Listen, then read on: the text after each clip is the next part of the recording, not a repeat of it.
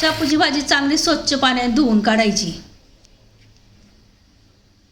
हिरवी मिरची घ्यायची, लसूण घ्यायचा, कोथिंबीर, अद्रक, कढीपत्ता घ्यायचा. मिक्सरमध्ये चांगला बारीक करून घ्यायचा. मस्त असं बारीक करून घेतलंय. लसूण घ्यायचा, लसूण सोलायचा नाही, तसाच थोडा थोडा ठिसून घ्यायचा. बिगर लसूण सोललेला फोडणीला भारी लागत असतो. फोडणीसाठी एक कांदा घ्यायचा बारीक चिरून.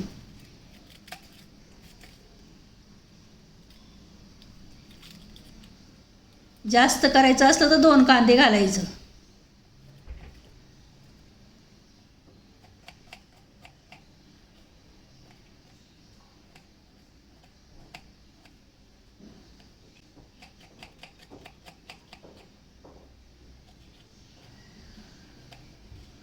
चांगली स्वच्छ धुवून घेतली, तिला बारीक चिरून घ्यायचं.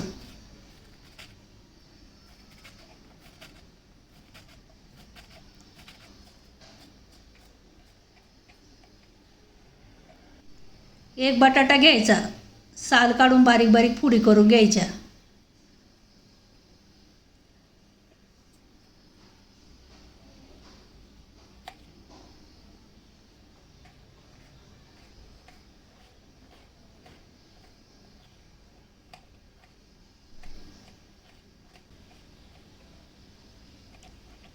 बटाटा टाकल्यानं भाजी लई छान लागत असते.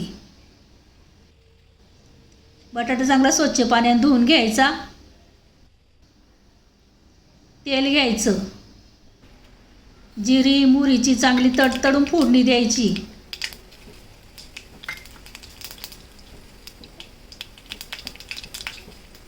लसूण घालायचा.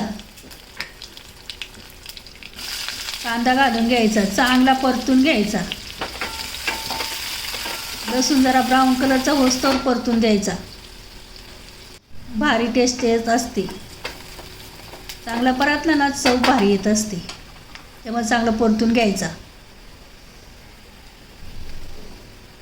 अद्रक, लसूण, मिरची टाकून घ्यायची. ते चांगलं तेलात परतून घ्यायची.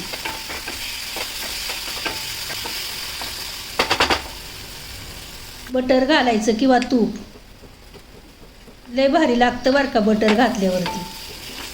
तुमच्याकडं बटर तूप नसलं ना तरी पण चालेल. तरी चांगलं परतून घ्यायचं.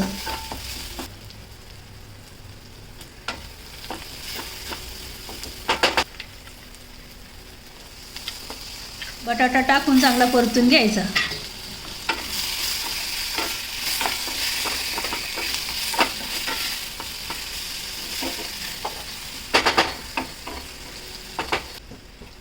लाल मिरची पावडर घालायची. जसं तुम्हाला तिखट लागेल त्याप्रमाणे घालायची. जास्त तिखट लागत असताना जास्त घालायची. भाजी टाकून घ्यायची. भाजीला थोडंसं परतून घ्यायचं तेलामध्ये.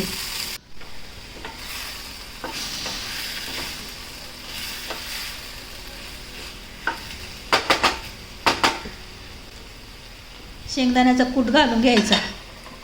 भाजीले शेंगदाणे अर्धाले घालून घ्यायचे. अर्धाले शेंगदाणे भाजून घालायचे. छान लागतात बरं का, नक्की घालायचे ते. शेंगदाण्याचं कूट जास्त नाही घालायचा, थोडाच घालायचा. चवीनुसार मीठ घालायचं. थोडंसं पाणी टाकून वाफळून घ्यायचं.